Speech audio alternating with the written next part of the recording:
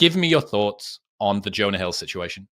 Right. So I'm all about boundaries. I'm a very big advocate of having boundaries, and I think it's something particularly men need to exercise in order to maintain their masculinity and their dominance in some regards of the relationships. Not in every regard, but in some leadership skills, you need boundaries. We need boundaries with everybody in our lives. There's nothing unhealthy about having boundaries. But here's the problem that not just Jonah, a lot of men have. And this particularly happens amongst men with low self-esteem. So this is why you'll see men who have really low self-esteem.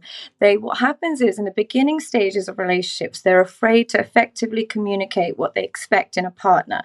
They're so in awe of their partner and they're just so excited to have a partner that they forget their own standards of what is acceptable and unacceptable behavior. So they go into the relationship recognizing that this woman may have certain characteristics that they won't be comfortable with in the long run. But because their low self-esteem and their ego is craving attention and love, they ignore their boundaries. But boundaries always, just like when you eat badly and you eat something unhealthy, it catches up on your body. When you have unhealthy boundaries, it catches up on your emotional connections. And eventually what happens is a person, as they get more and more attached, the boundaries start screaming at them. The things that they ignored, the red flags that they ignored and not comfortable with, start screaming at them. And then they explode. And as a result, it does come across as controlling behavior. What I found so interesting is the internet was so divided. There was all these men being like, yeah, come on, set boundaries. This is what modern women are like.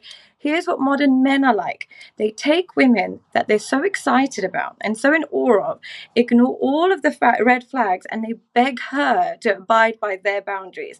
So you'll see men dating girls who have like OnlyFans or the Instagram pictures of bikinis. They're begging these girls to take them on a date or begging these girls to be with them. The moment they get into a relationship, then they want to exercise boundaries. It's too late. You signed an imaginary contract the day you invested in each other, that you accept each other for who they are. Now that your insecurities are creeping in, you don't have the right to now undo the damage that you set the foundations for, is what I was thinking. What were you thinking, Chris? I'm actually really interested to know what you think about this situation. I actually don't know what you think. Yeah, so I think first off, the internet's response is way more interesting than the actual situation, because it really does. It's like that image of the dress where some people saw black and blue and some people saw gold and green or something. People are seeing very different scenarios here. From my side, I think your assessment's really accurate, which is setting boundaries and having these sorts of concerns or limitations around a relationship are broadly acceptable. The difference is if you establish a routine and you allow somebody to become attached with one particular set of rules, and then over time, as your feelings for them get involved, and you have to, you're right. It's almost like the boundaries are very difficult for you to ignore because of how much you care about the other person. And Jonah Hill has had a glow up. I mean, he's a very different looking dude now as a skinny guy compared with as a really, really fat guy. But he's risen in status a lot over the last sort of 10 to 15 years. Definitely wouldn't have had a lot of status as he was coming up. So self-esteem, I imagine, is going to be a massive problem for him.